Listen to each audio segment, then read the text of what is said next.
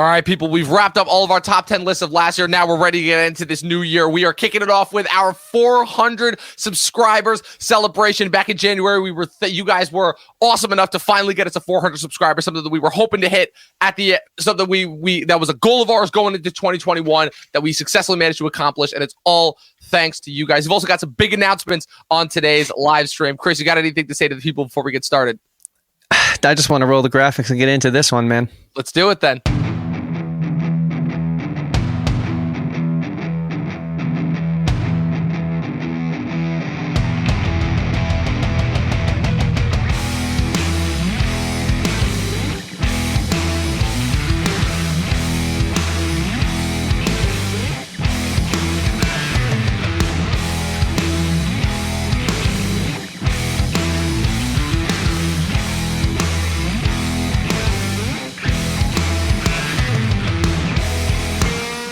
Man, how you doing, man?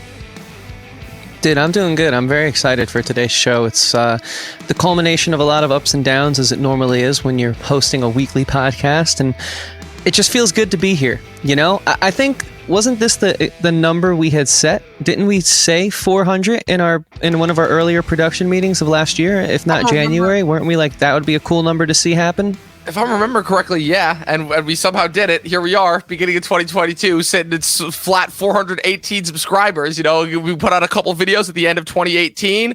I've brought on a couple guests. We talked about Don't Look Up. We talked about Paul Thomas Anderson. Dustin and I were recapping Succession week to week. You know, it was a busy time. We still managed to get out a lot of content by the end of 2021, and it all paid off. Let's just say that it all paid off very fruitfully. Yeah, I would say so. It was a lot of good stuff last year. I mean, the movies were pretty terrible, but we still made the most of it and had a good time podcasting. I mean, now we're in our 4th season. So I think if we can survive the onslaught of terrible movies from last year, I think it really does prove that, like, 12 seasons in a short film for sure, but like, does it have to just be 12 seasons? Who knows? Who knows? It depends on if we can keep having these subscriber celebrations. And so please subscribe. That'd be great, because the goal for this year, I think we should just tell them the number we want to hit. You want to say it? No, you say it. You're the one who amped it up, so you got to say it now. All right, 1,000 guys, 1,000. That is the goal. We want to be able to start seeing the fruits of this labor further pay off and grow this community we have, add new friends and faces to this community. So 1,000 would be so great. Yeah, we've been doing this a long time. We've been doing this a long time now. And I remember when we started this, and I was just out of school and wasn't really sure what the next step was. And you were like, hey, remember that little podcast that we tried to do back in community college, but just could not make work because we were just in 2 way different phases, and like we both kind of didn't have the commitment available. And I was like, yeah. And you're like, why don't we do it again? And we kind of got together and recorded whenever we could. You know, you were still leading a very eventful lifestyle back in 2019. And then in 2020, the pandemic happened. And we're like, well, we don't have anything else to do. Let's do this. And it was, we made the best with what content we could. And we were having a lot of fun. And then 2021 happened. And we're like, okay, we can get back to normal. And then the world was like, nope, you're only sort of getting back to normal. We're like, oh, okay. And then Disney was like, hey, here's all this content. We're like, oh, cool. And then we're like, oh man, this sucks. And then we got to be able to watch movies again. And we're like, oh, cool. And then the movies were like, haha, just kidding. And we're like, wow, this sucks. And so it's been a roller coaster of emotion, to say the least, these last couple of years, but it hasn't taken away from the fun. Again, like I said, you know, all podcasters, like most people, are narcissists. They love to hear themselves talk just in general. But with me, my whole thing is I tried that whole thing for a couple of years on YouTube. It didn't really pan out. I didn't really know what I was doing. I don't like talking with myself. It doesn't bode well. It doesn't work out usually. I stutter a lot. I usually forget what I'm saying. It's really obvious because I'm reading a teleprompter behind the scenes. I'm just like letting you guys in on like how I would do things back in the day. But so first off, thank you for actually like what I know I've said this before and I don't care, but to say it again every single time. Thank you again for actually giving me like a chance to actually like try and get back on YouTube and arguably have the most success that I've ever had on YouTube in this space just in general. So I wanted to thank you for that first and foremost. Of course. And of course, thank you for being a great co-host and continuing to expand my palette and knowledge of this amazing universe that we both love, which is the universe of cinema. It's been a great ride, man. I wouldn't have any other co-host. That word means nowadays. Right. And depends on who you ask, but yeah. I wouldn't have any other co-host to do this with. You know what I mean? Like, even if, oh, thanks, man. And I don't think this will be the case, but even if 400 subscribers is the farthest we get, I'll still keep doing this show because it's just such a damn fun time. We get to hang out. You live far away. It's a great way to keep in touch. So, you know. Yeah, it's funny because it still takes me back to the beginning of the pandemic when when we finally got in touch with Professor Pat again, and we at that point we had been podcasting for like what 7-8 months straight or something like that, just doing nothing but podcasting. And Pat was like, "Wow, Chris, it's even though I know you haven't seen Dom because of the pandemic, I almost feel like you two have gotten closer, not farther apart, because of how similar your thought processes are aligned." We really did talk. It's crazy. We talked more during the first year of the pandemic than we had prior. I would make an argument that those first 6 months of the pandemic in 2020 was the most that we had ever talked. Because I'm gonna let the people in on a little secret. When we first met back, what was it 2016? When we first met back then, we got along really well. But it's definitely one of those relationships where in the moment, every time you hang out with that person, you're like, oh, you're so cool. You're awesome, and we get along with each other super well. And then outside of those moments, I was like, hey, you want to hang out? And it was either no response or whatever you did respond. It was like, hey, I'm busy. And then after the fact, you were like, and then you were like, oh, I can't hang. But then, oh no, I forgot I had this plan. So I'll say it didn't start off on the best of terms. I will say that. But I'm glad. But here's what I will give you credit for. I will give you credit is that when I went away to college for the first time, you were the only guy, and I mean this when I say this, you were the only guy who actually bothered to from my hometown that bothered to reach out to me, see how I'm doing, which is something that I will still admit no one else in my hometown does. Not one person. Aside from, that's not true. One other person besides you does reach out, and that's Dustin. And that's about it. Well, it's one of those things where when you're a younger person, planning is it's hard for some people, and it was definitely hard for me, especially because I had a lot going on. I had the band, I had another podcast, and a social life and work and just so much stuff. So it was tough, but I was always like, damn, this guy's really cool. He knows a lot about fucking movies, man. It's a brain I don't want to lose sight of, Gotta be able to pick that brain from time to time. And it was always a lot of fun. I remember we would do our student film with some former classmates. Oh man! You had to bring that one up. And I just remember the rides out. You would always drive, which I thought was so dope. And you'd be like, yeah, just go to Dutchess and I'll drive us the way out. And I just remember you just talking and just giving me these lectures where I was like, fuck, my professors aren't even describing film in this profound of a way. And I was like, damn, this kid understands the medium that he is studying at school. I was like, wow, this is very impressive. I always found your knowledge and the way you were able to convey it very entertaining, which I think is why I wanted to do a podcast with you, but also valid and very poignant. It was delivered in a way that I was like, I could listen to this guy talk about movies all day. Now here we are, not 4 years later. Almost 8 years later. Yeah, almost 8. Well, 2016. So yes, 6. Fuck! Oh my God, that's been a long time.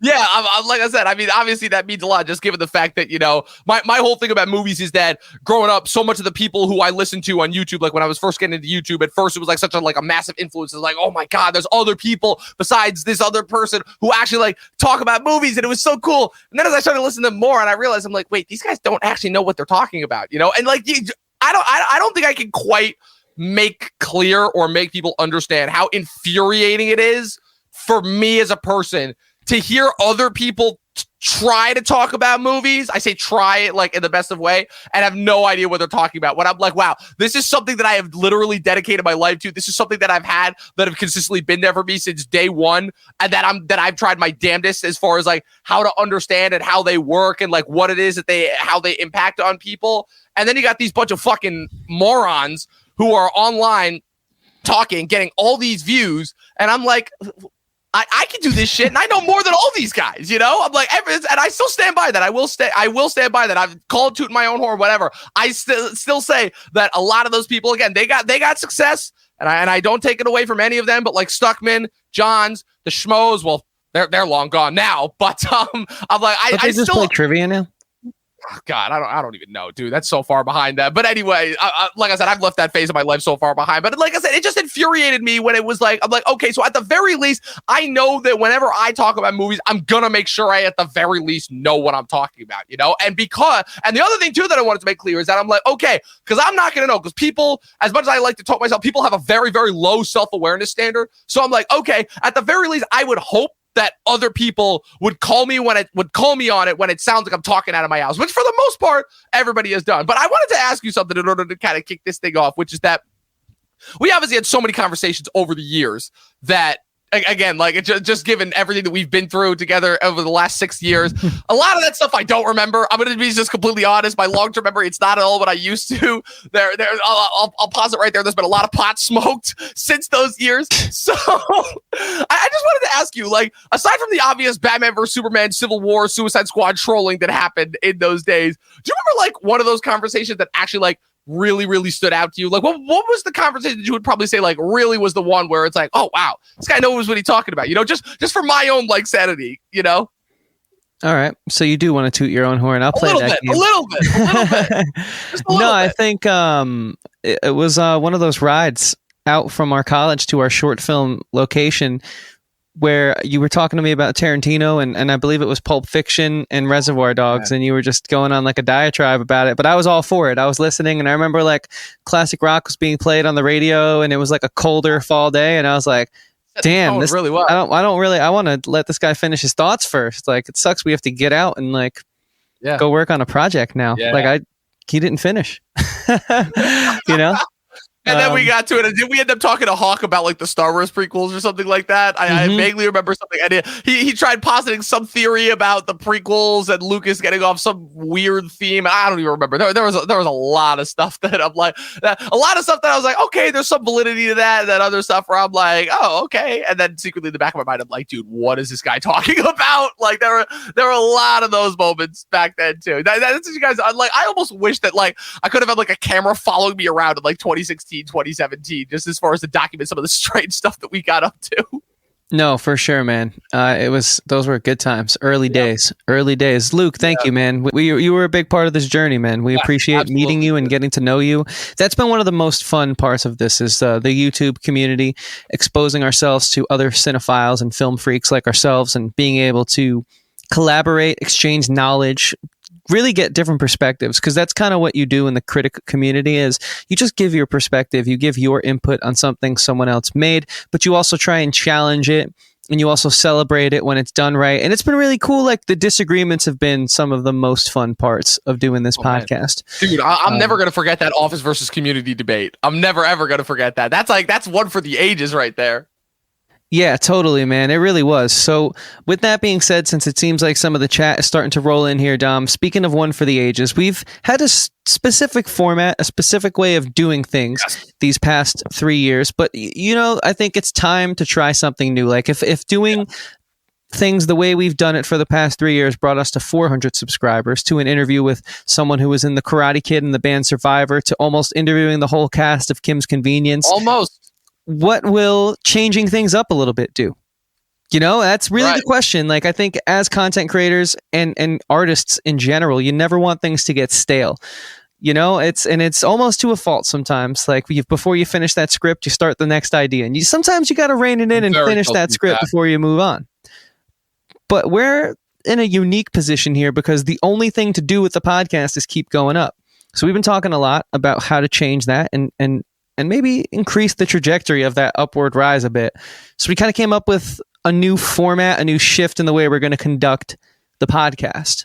And I'm really excited about it. Yes. Absolutely. It's going to be hopefully very productive. So as you guys know, we kind of like moved our live stream format that we were kind of doing on Monday nights. We moved them over to Sundays at the beginning of the year. That's been pretty fruitful, very productive. You know, like I said, we had a lot of fun in January. You know, you and David covered the Peacemaker, the premiere. We did our top 10 worst, which, oh man, thank you again so much for doing that with me. That was just such an absolute blast. I figured for the year of 2021, we just had to do it, you and me, and it worked out. We did our top 10 favorite TV shows and movies, both of which were really, really great as far as recapping it, but we still are going to keep the Sunday streams going for the time being, but they're going to exist in a little bit of a new format. So we're taking off next Sunday for Super Bowl Sunday, mostly just because, I mean, let's face it, like just with the massive return and just the absolute insanity that this American football season has been this year, I think it's safe to say that that's where all the eyes and all the attention is going to be. Don't worry, we will still be releasing shorts and TikToks recapping all of the trailers that come out during that day. The following Sunday, though, that being Sunday the 20th, when we make our grand return, we will be doing that podcast episode. We will actually be covering the entire show that will be dropped on Amazon by that time period. It's this little animated show called The Legend of Vox Machina that we've been having a lot of fun watching so far. And that will officially be on the new home for the Talking TV live streams, that be at our Twitch channel. Yes, that's right. We are joining Twitch. We said we weren't going to do it for the longest time. We held out on it, but we are finally moving over. We're going to be on Twitch, going live at 11 on Sunday mornings now. So that's going to be our Twitch account at Talking TV Podcast on Twitch. If you guys want to go over there, give us a follow right there so you guys can get prepped for when we eventually start going live. That's where all of our live streams are going to be from now on. Our live streams will no longer be on YouTube. Occasionally, we might put up a clip from it here and there. But for the most part, again, if you have been a fan of these live streams and you've really, really enjoyed it and you like tuning in every Sunday because you know, okay, at the very least, I'm going to get a Talking TV Podcast live stream, you're still going to get that. Just go over to Twitch now in order for that. Like I said, Twitch at Talking TV Podcast on Twitch. Chris, I don't know. Twitch is still something that I'm relatively unknown with. Like I usually don't. I've been a relative stranger to it. It's like maybe you can tell them a little bit more about why the reasoning for this move as far as that goes. Sure. Yeah. As creators, we want to do what makes us happy, which is long form content. But we also want to give you guys what you like. And just looking at our data analytics and just in general, the videos that get the most comments, the most views, there are shorter form content here on YouTube. And it sucks because our audio, Spotify, Anchor, Apple, Amazon, all those places you can listen to podcasts, they get a decent amount of views, long form, but it just doesn't translate to YouTube. So we were thinking the long form makes us happy. And we find that we can carry an hour-long conversation without forcing topics for films or contrived reasons of why we like something. It just comes natural to us. I think it's our film education coming into play, being an ally for us in that situation. So we don't want to lose that, but we don't want to lose you guys either. And we want to get more of you guys. So we also do short-form videos here on the channel, first-time watches, top 10s, sometimes a clip of the podcast.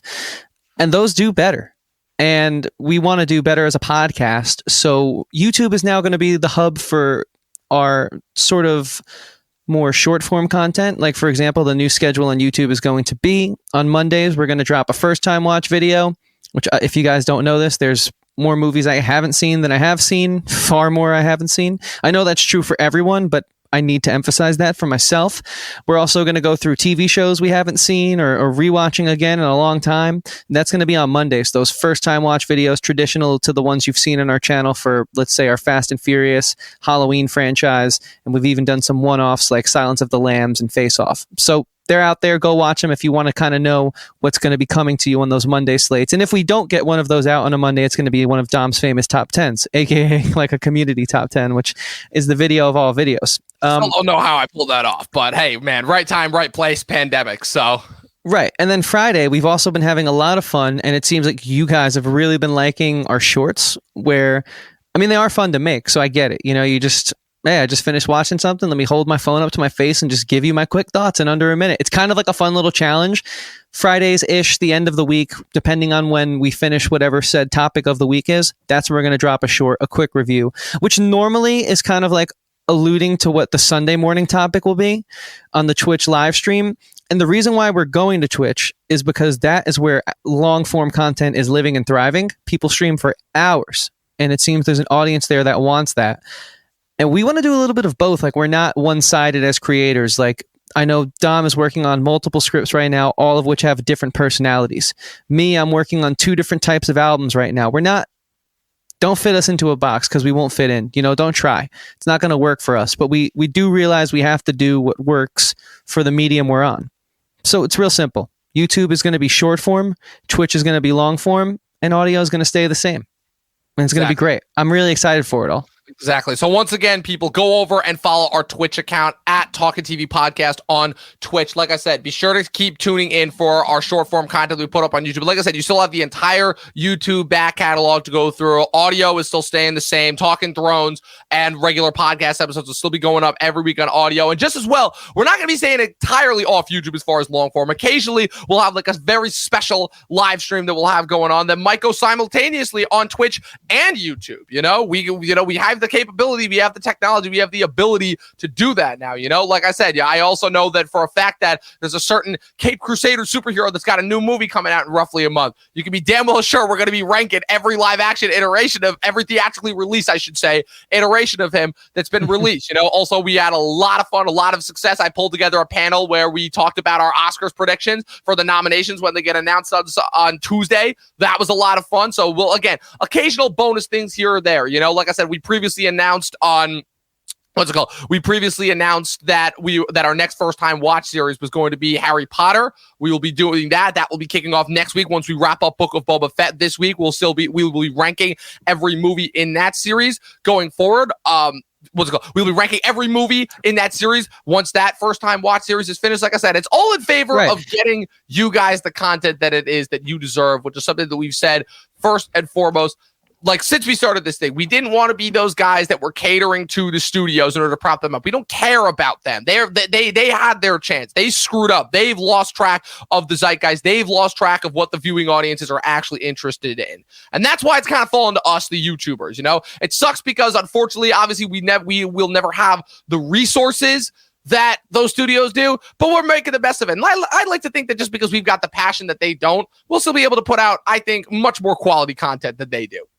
Yeah, I think so. I think that nails everything we were trying to say about it. So, changes on the horizon. We appreciate everyone who stuck with us for the old format. We're already seeing the fruits of the labor of the new format pay off. So, just stick around, guys. It's going to be a lot of fun. And I think the goal is to open up way more doors to hit that 1,000 subscriber mark and tenfold. And we're hoping we can do that with this. And again, thank you to all who have been here along the way. And he wants a Harry Potter book progress update. Give him that book progress. Just got into Hogwarts last night, Luke. I do about a chapter every 4 or 5 days, so that's kind of the pace I'm at with everything I have going on. But we just got into Hogwarts last night. It read beautifully. It was so awesome. I'm loving. I almost think it's unfortunate I didn't read the books first because I kind of see the movies in my head as I'm reading it, but then it adds extra elements and then I kind of like embellish upon what I'm seeing that was portrayed on screen. So it's cool. I'm enjoying it. It is what it is. Like, I watched the movies never expecting to like them, and now I love them absolutely. And so I didn't give myself a chance to read the books first, but it's all right because I'm reading them now and they're a lot of fun, man. What about you? I know you're kind of going through the Harry Potter movies for the first time as well, and the books, right? Give me an update. And it's pretty funny. It's almost like, it's almost funny. It's like almost like both those two first time watchers. It's almost like I told you, it's like, I'm telling you, man, give these movies a chance. Don't listen to the zeitgeist on them. And when crazy time. Now you love them both. Now you're officially in the cult of the Fast and the Furious, and now you're officially a Potterhead in the making. Crazy. It's almost I love both of them. I realized Halloween has far more good movies than it does bad ones too. The first time watch series have been a lot of fun, dude. Those first 5 movies are phenomenal. Four's original okay. Michael Myers. 4's okay. 5, I'm not the biggest fan of. 2, I'm sorry. 2, there's still no excuse for those cops. There's still no excuse for those cops. The Rob Zombie movies have really grown. The Rob Zombie movies are fantastic. And Resurrection and Curse of Michael Myers I will defend till the day I die. Those 2 movies are amazing. Yeah, exactly. It's just like the first. What I was trying to say is the first time watch series prove that there's more than meets the eye, and I'll leave it there. But with that being said, I wanted Transformers. I wanted to do something kind of fun real quick. I kind of wanted to, give the people a taste of what a reaction video, in case they haven't known, is going to be like. So, Dom, will you indulge me while I pull something up? Oh God. What is this? What is this? I think Luke is really going to enjoy this too. Oh my God. Hold on real quick. Luke says he's a third of the way through Prisoner of Azkaban. He's seen the movies probably 7 times each. Oh, you're reading the books for the first time now. Okay, I misinterpreted that. I misunderstood that the other night. Okay, good luck with that, man. And I hope engineering school is going well too. That's not an easy feat. But so I wanted to watch Fantastic Beasts without wanting to gouge your eyes out. Yeah, well, that's going to be something Luke's going to have to deal with. Yeah, not us. I wanted to react for the first time to something, Dom. Oh boy, what is this? All right, you ready? Yeah. Tell me if you can hear it. Come to you, not live from a suburb. Oh God, no! Oh my God, you're actually bringing this up. Oh my, wait, which one is this? Our first ever podcast episode, December 22nd, 2016. TV shows, just life in general. And so without further ado, here we are, the hosts, myself, Dominic Rizzi, and Christian Evenko. This is the Movie Nerd Podcast. This is the blast from the past right here. Pretty good, Dom. How are you, man? I'm pretty good. Our audio's definitely gotten better. I don't know. This still isn't that bad. Oh my God, I still remember that shitty reach out into other enterprises like besides just I don't even think I was using Photoshop. Oh no, I was. I was like, that was my sad excuse to Photoshop. For me, and this is kind of the way I've always thought of podcasts because I recently just got into them this year. I mean, obviously. Wow, that's the year I got into podcasts. It's super free form, and it's kind of just more. It's of not like bad, honestly. In hindsight, it's just I hate listening to myself with a burning passion. Can elaborate so much more in a specific. I just wanted to pull this up and let the people know where they can go and find it. Oh man, this is like such a shout out here. I love Movie that Nerd podcasts, how they can be. Let me skip in a little bit. We'll hear some of our criticism of the film. I'm curious to see what we said about it. Yeah. Well, we both loved it from what I remember. Right, that was true. Good Lord, I still remember that intro that I had. Because I was actually going to ask you what you thought about that as well. So I'm glad you think that. So basically, I didn't mind it. To be honest with you, my first watch through, I didn't even notice. Wow, how that and now it's changed in hindsight with all the movies you sat through. But now this is the only watchable one.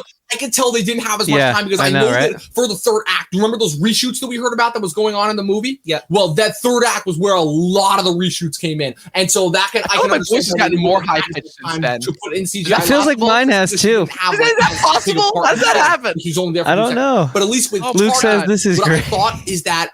First off, I had no problem with CGI. 22-year-old you or something like that? And it just goes to show how far the motion capture has come. And they've been doing it for years now, like bringing back the sea stars and putting them in films. Like they did a couple of years ago with Marilyn Monroe. She was in a perfume commercial that Charlize Theron was in, along with two other stars. And when they use archive footage of Laurence Olivier for Sky Captain of the World of Tomorrow, like they've been doing it for a while. And like in terms of actors that died in the middle of their productions and they had to keep going, like, you know, with Oliver Reed, isn't as embarrassing in hindsight as I thought it would be. Furious 7. No, I really actually appreciated the motion capture. It's better than a few of our podcasts we've done recently. Of Tarkin in this film, even it's more very Vader, because even we're trying to do a good job. Is the feeling I get from it to show he's not just there. Would you just knock your mic out? Oh, remember no, this guy from the original Star Wars? Actually, he's there to show you your clip what the political machinations of the Empire are and how the Empire is not this big massive machine. So live stream, that's fine. We're doing it live. It happens. Oh wow, yeah. Well, you know, so that's the humble beginnings, Luke, and everyone else. You can go and find that video and watch the whole thing. We did episodes on Sing Street. We did episodes on. That's really throwing it back there. Rogue One. What else did we do? There was like 4 or 5. A Stranger Things, right? We did a Stranger Things with Johnny and Andrew. Yeah, let me see. So that was the last one that we did from that iteration of the podcast. So now, if I'm remembering correctly, now I got to go. Oh man, now I got to go more loose. Yes, it was Gosh and Blared. You understand your editing. Yeah, of course. Yeah, I really, really know my editing. Yeah. So if I remember correctly, so we kicked it off with Rogue One. Then the second one we did was Hateful Eight. Because I remember I think I remember I was in the city. I was in the city with my friend. I don't remember what we were doing there, but I was in the city with my friend. I think we were going to see Signs, and I think you called me and you were like, dude, I just watched The Hateful Eight. This movie's so good. We got to do a podcast on it. I still remember that phone call very, very vividly. And so we did Hateful Eight. So Rogue One, Hateful Eight, Sing Street. We did Legion. We did the premiere for that when that premiered. First season was really great. Second season, not so much. I kind of tuned out then. And then what else? We did Stranger Things was where we ended it. With that first season, because it was like months after it came out. And I'm trying to remember what the other, because we did 6. I remember that. I don't remember what it is. Oh man, Brandon. Yes. 100,000% yes, Brandon. After COVID is over, we will absolutely get on a plane to Vancouver and visit the shooting locations of Deadpool. Absolutely. And you got to come here and we got to celebrate. True. Brandon, I'm still holding you to your bet. If our Oscar predictions that we did on that video last week line up completely perfectly and evenly, then you have to come and visit us. And we got to get beers together in order to celebrate. If specifically if Simon Rex gets the Best Actor nomination for Red Rocket, if that happens, oh man. But yeah, no, Brando, it's been great to get to know you, man. Like, you're a big part of our ride here in our journey. It's been an honor every time we've been able to go on the Brando show. I mean, weren't we like the first guests or something on the Brando show? Yeah, that was fucking awesome, dude. It's been so awesome. I remember that it was on the Brando show that you did the impression of me for Brandon and Joe, right? I know Joe really got a kick out of that one. Joe lost his shit. I remember he lost his shit to that. Because Joe loves making fun of me, and so obviously he'll love any time. What's it called? But he loves taking shots at my expense. Brandon, please, the next time that you are in New York, I will drive the 4 hours home to come and hang out because you are one of the few that are worth it. So, 110%. No, yeah, man. A lot of good times with our YouTube friends. Now you make me want to like dive through my YouTube catalog and try to find my Movie Nerd Reviews YouTube catalog and try and find what that sixth one was, because I know for a fact we did 6. I don't remember if they all got uploaded to YouTube, but like I said, I remember Rogue One. I remember. Oh man, God, there's so much shit on this channel. Oh my God, it's all terrible. I would play some, but I don't want us to get copyrighted because we already got because I already have copyright strikes on this whole channel. So yeah, Stranger Things, Sing Street, Legion. Oh, that's right. We talked about the Oscars, and you remember? I remember now. I rattled off. That was for the 2016 Golden Globes, and I rattled off like all my Golden Globe predictions like that off the top of my head back when I actually could do that. Yeah, no, those were good podcasts. I highly recommend you guys go find actually, those. If you cared about award ceremonies before we realized how much they suck. Which, speaking of which, like I think it's hilarious because like we just had. I don't think this is consistently fascinating to me where we just had a whole 400. We just had, again, Brandon knows about this. He was on the video. We just had a whole Oscars predictions panel. It is like one of our most viewed live streams that we've had in a minute. And for the life of me, I don't know anybody who's actually going to be watching the Oscars this year. Like, that's crazy when you think about it. These things used to be like not the epicenter, but like one of the like pinnacles of film culture. And now like nobody cares. Is that just the internet? Is that COVID? Like, is that just like them consistently writing their own graves? Is that them just losing touch of like what it is that the people like about movies? Is that just us? Like, I don't know if you have any takes on that, but like, I'm still obsessed with the Oscars, even though they suck. And even though they've completely lost all relevance with the current pop culture because they don't honor the movies that people actually watch. Granted, I don't even know if people actually watch movies anymore, but yeah, it's one of those things where I think it's more fun to hear people talk about it than to actually watch it at this point in time with just how far it's fallen. Right. What I mean? The opinion for a while, the award ceremony itself is just really boring. Like, I think that's problem number one is the fact that it's like, okay, so besides outside of like the awards politics and like the seeing who's going to win and constantly complaining about who they choose versus who we want to choose and the fact that they never seem to that kind of like buying into like the awards politics bullshit of it all. It's just the fact that the actual ceremony itself is really tedious, really long, and really boring. It really is, man. It's just like no one wants to see Hollywood toot their own horn anymore, in my opinion. I think I'd rather see Ricky Gervais get up there at the Golden Globes and roast them for tooting their own horn. Like, that's kind of what I want to see. And it's not that I don't love movies and film. Obviously, I do. We're here right now, right? It's just the thing of it is when like the Hollywood hypocrisy becomes like a household term, we've caught on now. And it's just I don't care. You can't talk to me about climate change and then jet set across the world everywhere. If you really cared, you'd take a boat. You know what I'm saying? Like Greta Thunberg does. Say what you will about her, she puts her money where her mouth is. So it's like fair. That's fair. You know what I'm saying? Like, if you really care, for sure. You would actually do something that makes a difference instead of just get up there and espouse beliefs so casting directors think you're a safe bet for the next 5 to 10 years. Really, that's how I see it.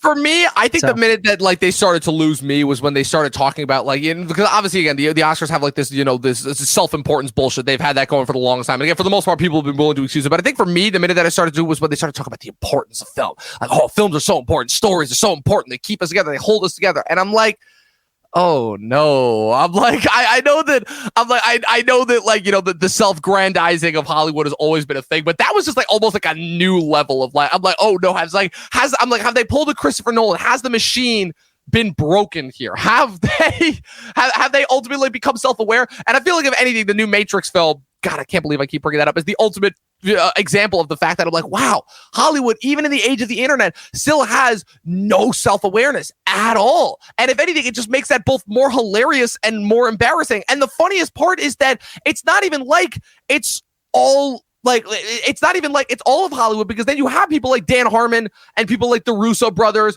who are so in tune with the culture, and every time, but they just seem to know exactly what the culture is into. And I'm like, why is that so difficult for the rest of Hollywood? I'm like, I don't understand. I'm like, why is it that they're putting out these faux attempts at like understanding what the culture is, when it shows that like the culture has so far surpassed them? Like, I get it that like the internet has become like such this really difficult, this really like kind of difficult bouncing off point as far as like kind of beginning the degradation of media in general. And I've talked to you about this as well. Just the transition from analog to physical media was already physical analog to digital media was already the beginning of like kind of the degradation of like the importance of film. Because you look back on even something like the 90s, like even the shittiest 90s film looks better than a lot of like some of the most expensive stuff that comes out today. And I said it's just the look of it in general. You know, there was just something about the look, that preservation, that capturing of memory in a physical form. As I've made this opinion clear, I do think that films are memories, that just adds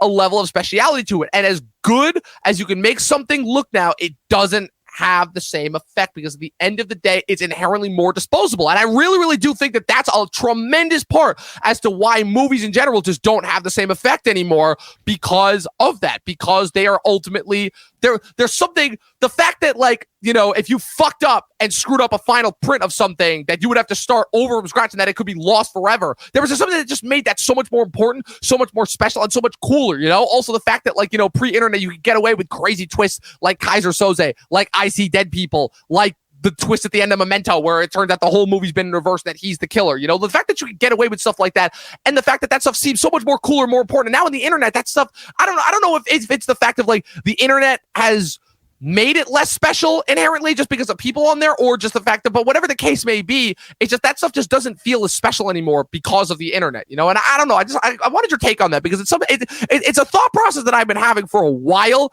and it's not really something that I can really get out easily, unlike another like another podcast where we have like, you know, we have these specific chapters and like these specific bullet points we have to hit in order to do the perfect time. But I don't know, those are some thought processes that I've had for a while that I wanted to kind of throw your way and see what your take on that was. Yeah, I mean, starting from the beginning, I think storytelling is important. I think it's been something that humans have passed down since the beginning of time, you know, oral storytelling at first, and then like hieroglyphs are really just pictured storytelling when we realized, hey, we should write some of this down, and traditions are passed through storytelling. I just think in the modern day, the dollar sign driven day of storytelling, aka the Hollywood machine, the emphasis and importance of it is far greater than what it actually is in the real world. And I think a lot of that is them being so benign to the fact that they are in a bubble, and just not understanding that there are multiple types of storytelling and you're only giving society one. And the issue there is that it could be important if there was, and it's ironic because they want diverse voices and representation, if there actually was a diverse paradigm of ideologies being allowed to create stories within this system, then storytelling, I think, would be as important as it has been throughout any other part of history. You know, like how important is Roman or Greek mythology? We use so much of that to shape the stories and the way that we conduct and live within our society now. You know, they're very quintessential frameworks that we've built upon. I mean, you really need to read Joseph Campbell's Hero of a Thousand Faces. Yeah, I do. Because he really dissects all of this, except he was writing that book in 1930s, 20s-ish, I believe. And so he didn't get to really see the homogenization that Hollywood has become. And it's so ironic because what does Hollywood love to do? They love to pay homage. Yet they've lost sight of what they are paying homage to, which really, if you zoom out at a macro level, is different voices telling different types of stories. And it's not just one uniform hive mind, which we have now. I think the moment that broke me, that snapped me out of the Matrix, if you will, was DiCaprio's speech about The Revenant. I loved that movie. It was early film school days for me. And I remember thinking, like, what a great film. It was so beautiful. But just the way that he didn't speak about the movie and the way that he spoke about the subtext of the movie only in his award-winning speech was so frustrating to me, because I wanted to hear him talk about a movie that really impacted me as a young film viewer and a young aspiring critic at that point in time, someone who didn't know it was what this journey of getting into film was going to take him down, but a movie that like kind of helped solidify, like, I got to go watch more movies like that. I got to catch up on more of like the auteurist style films of the modern day, not just the old school day that like I've been introduced to with like, you know, my family and professors and stuff. And it's just so disheartening to hear him pretty much tell me I was a bad human being for driving a car. And it just like took so much away from that movie that I loved. And that was the moment where I started to wake up and smell the roses, as they say. And, you know, from then it's hard to unsee it once you see it. I know a lot of people watch Bill Maher, and I don't, but I do keep up to date on where he's at politically, and it seems like he's finally starting to wake up and smell the roses. You know, he is a liberal and he espouses liberal views, but he is kind of realizing like there's more than those views, and it's okay to sometimes have views on both sides of the aisle because we're people, we're not robots. So we can have certain feelings that fall on one side and certain feelings that fall on another. And that's what storytelling is. There's conflicted characters that internally battle. I mean, literally, Joseph Campbell has a moment before the hero inevitably triumphs called The Dark Night of the Soul, where all hope is lost. He's being tugged in multiple directions. The hero, he or she, does not know what to do. How will they survive and rise up? It's the most human moment any hero has to go through. And where is that moment in Hollywood? Yeah. Where is that understanding that nothing is black and white, nothing is perfect? It's all in a gray area. And we've kind of lost that. We've kind of lost the tolerance for other voices. So that's why I don't care about award shows anymore.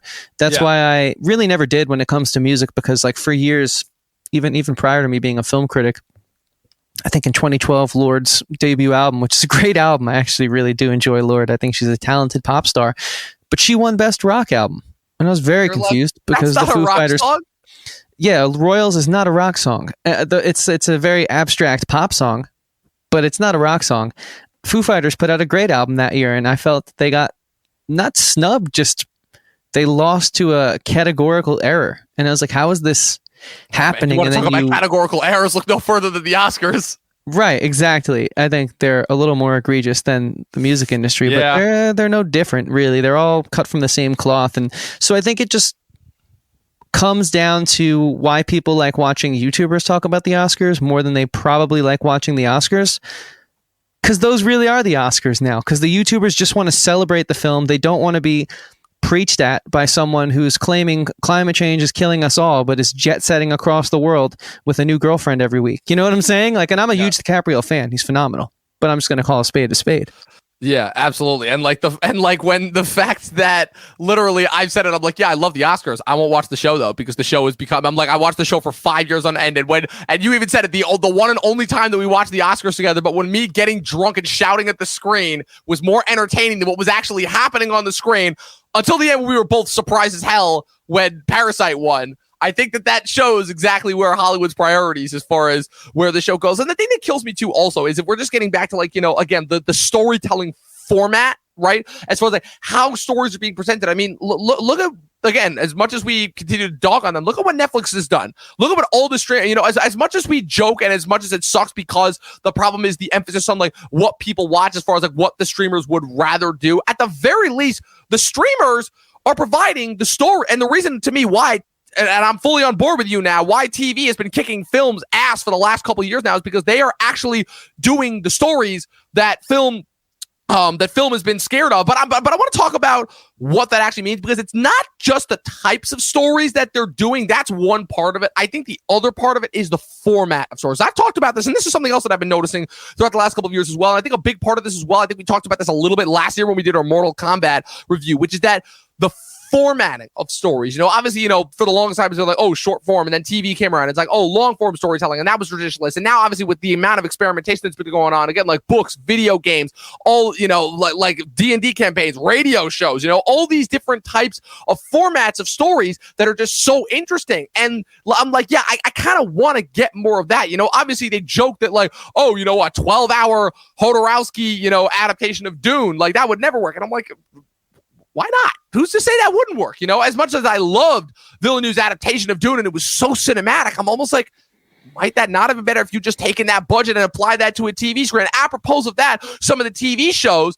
and I'm like, okay, this is cool and all, but I'm like, I don't think this needs to be a TV show. This could like also be better served in format. Versus, I also see some video games, some cutscene video games, and I'm like, shit, I'm just watching the cutscenes right here. I'm not hearing any dialogue. I'm just having fun just watching the visuals of the story, And just so far as like when it comes to like the experimentation, I think that also has a lot to do with it as well. When people talk about how they're so tired of seeing the same old thing, and we've talked ad nauseam about the fact that it's like, guys, there's really only 8 or 9 different story types that you do, but it's how you do your different take on that. And I think that point has now got to the point where it's surpassed individual personal like implementation and storytelling. I think it has to do more so with just that's part of it. I think the other format is how you're going to tell that story, And I personally think that is where the homework and the emphasis is not being done. And I still think that's part of the reason why the Marvel Cinematic Universe had such success, is because even though the individual stories themselves were not necessarily anything new, it came out at a time where it was just enough of a difference in order to kind of give us enough of a shock to our systems where we would be willing to embrace this new storytelling format. And we essentially sat through a decade-long TV series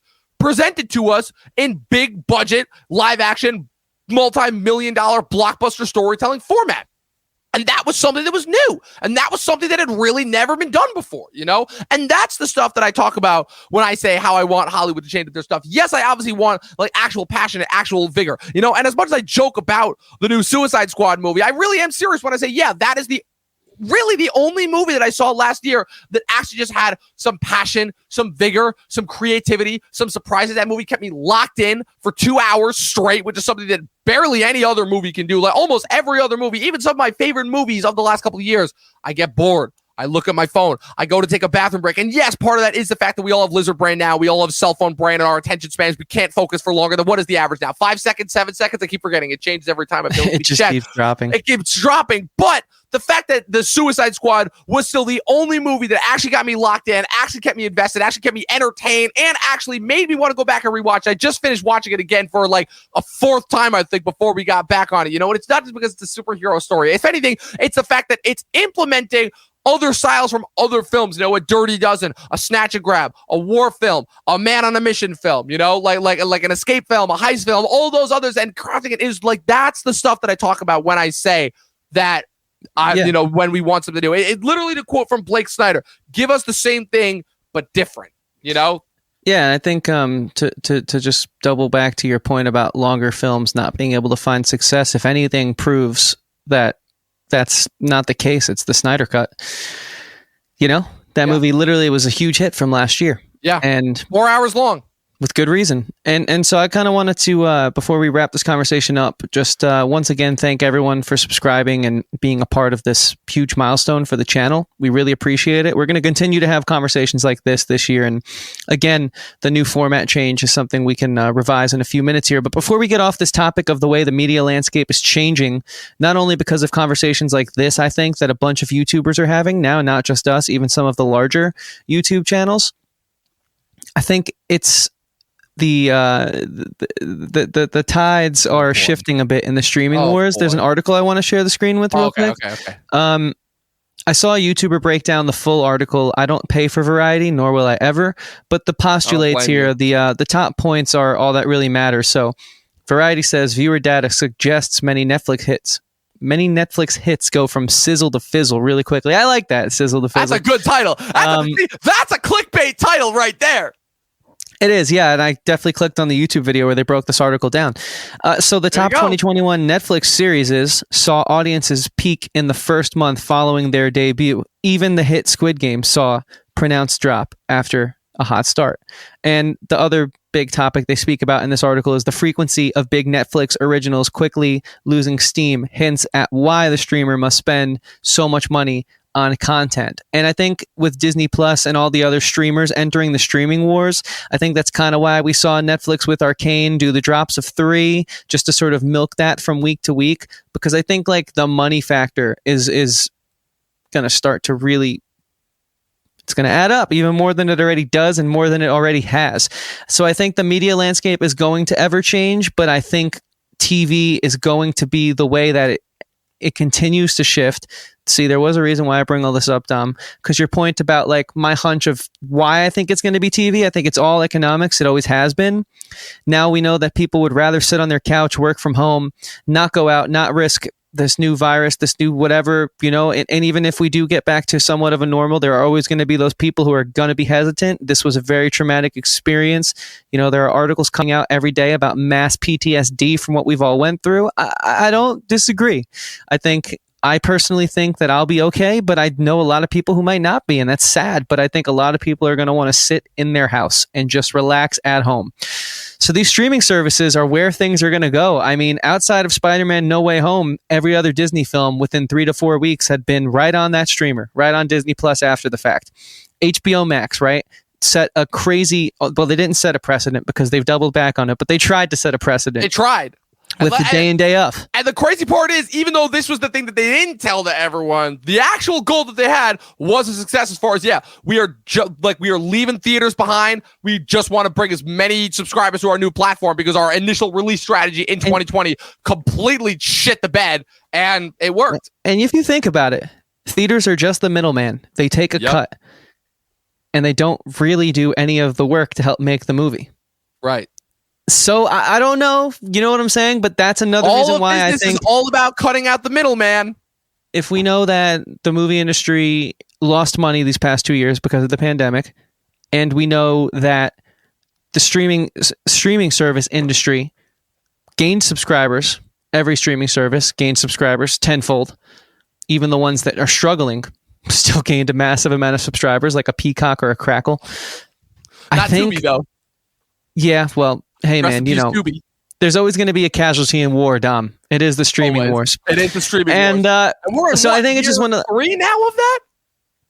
Yeah, you could say. 2019 was the de facto start, because that's when Apple I would TV say we're like more up. so year 4.5. Yeah, that's fair. Because you've had Crunchyroll for a while, and but they just never competed for the same land grab. Now they are. Right. Now they have a bunch. But what I'll say is, I think it's only going to get more serialized, and it's only going to get more small screen. It's only going to be more in a web browser. It's just like I wrote in my Peacemaker review for guyatthemovies.com.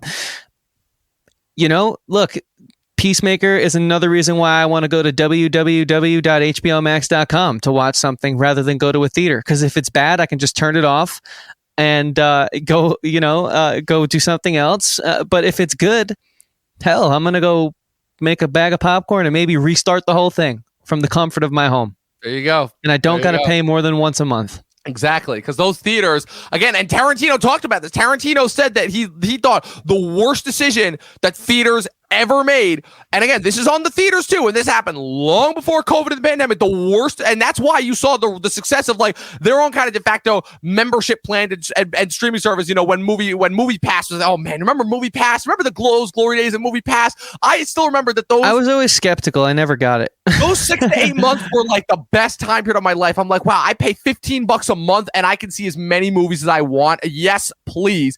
And again, but Tarantino has talked about it. The worst decision that he thought the theaters ever made was raising the ticket prices above $5 a pop. That was the war. Obviously, again, inflation, they're going to get up to eventually like $9 to $10 a pop. And he's like, okay, that's fair in the modern day economic climate. But Regal charging $15 a ticket and AMC charging $17 at almost $20. That is ridiculous. So they shot themselves in the foot long ago. They got a little greedy as far as that goes and just provided the impetus, kind of. So like I said, they did themselves no favors there as far as that goes. But yeah, and we're seeing the fruits of that now to this day.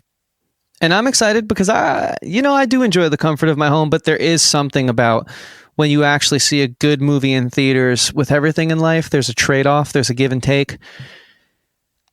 Who knows? We could be right. We could be wrong. I think the fun part is going to be coming back to this moment and rewatching it in a few years from now. Absolutely. Yeah. We'll also got to keep an eye on the indie theaters too, because obviously, again, the theater chains, they're going to buckle because they're going to realize that there's no sort of long form economic shake. But the micro indie theaters, the small businesses, those might be ones like they're still worth keeping an eye on. As far as that goes, the eyes are going to be on them to see if they can really do something in order to shake it up and bring something back. Yeah, for sure. Like your Alamo. Speaking of shaking things up, Dom, I think it'd be only proper formatting to revise our new plans for the podcast going forward at the end of this thing. Yes, absolutely. So once again, just to keep you guys up to date, up to stuff as well. Like I said, Sunday morning streams. We're taking off next Sunday. With the following Sunday, we'll be back. We'll be doing Legend of Vox Machina. It'll be on Twitch on Sundays at 11 from now for the foreseeable future. Only short form kind of going up. First time watches on Mondays, shorts on Fridays, maybe a Thursday, maybe a Saturday here and there. You never know when you're going to get shorts, but just know that you'll be getting plenty of that stuff in the occasional bonus live stream. We'll be sure we're going to be ranking our Batman.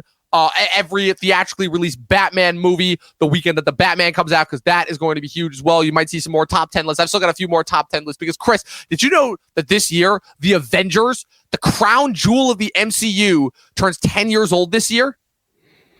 That's big. That's crazy. Big. That is crazy. Big. Yeah. Cool. Good movie. I liked it. Let's just say I might put out a top 10 list, a couple top 10 lists this year that might recap you guys in some movies that are turning 10 and 20 years old this year that you would not be expecting. Lilo and Stitch, little Disney animated movie classic, 20 years old this year.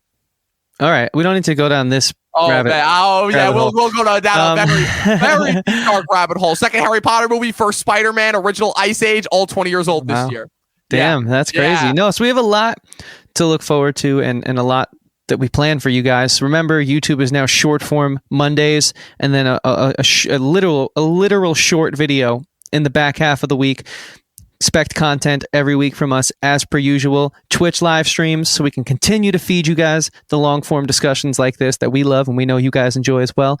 On Twitch Sunday mornings as well as on all the audio platforms. We're on, what are they, Dom? Spotify? YouTube, Spotify. Oh, well, not YouTube anymore. I just said it again. Spotify, Apple Podcasts, Google Podcasts, Stitcher, Radio. But so many. I haven't looked at the list in a while, but it's a lot. Yeah. Radio Public's my favorite. I've never heard anyone talk about it but us. That's the one I was thinking about. Yeah, I only exclusively listen on Spotify, and I refuse to pay for it as much as it continues. Apple, Amazon, you guys know the deal. Yeah, Apple actually gives it to you with guys in season as well. So be sure to stay tuned to all of that in order for more consistent updates about all of our stuff that we have going forward. Make sure to click the like button and the subscribe button on this video. It's been such a pleasure giving you guys the content that it is you deserve. We're not going anywhere. We're just shifting into a new form. You know, we're ascending to the next level in the cosmogenic cycle, you know, as far as that goes. I don't know if I got that. I don't know if I got that terminology right there, but I feel like that's close enough. Yes, it works. We are. Well, so what we've done is we've concluded a cosmogenic cycle. Yes. You know, Act 1 of our journey really came to an end because it was not just Act 1 in the moment. It was a full 3-act structure the first 3 years. Yeah. Now we're going on to the next cosmogenic cycle. Yes, you nailed it, Joseph Campbell. Thank you so much for making these things simple to understand. But yeah, no, guys, it's been an absolute honor and pleasure to do this podcast for you guys for the past 3 and something odd months, 3 years and something odd months now. Just almost 3 years. Yeah, this coming July, it'll be 3 years. Yeah, that's unreal. That's amazing. Yeah, it's so much more to go. So much more to go. We're only still getting started, as we consistently say. But be sure to still follow us on all the socials at Official Talking TV Podcast, Facebook, Instagram, Twitter. And any place else we can find. TikTok now. Yes, we're on TikTok. Be sure to follow us there as well.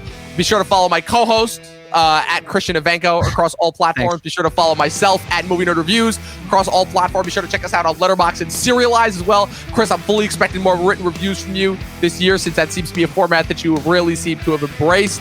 And yeah, as always, people, you guys know what I'm going to say to sign off. 12 seasons in a short film, and watch more fucking movies. We'll see you guys on Twitch.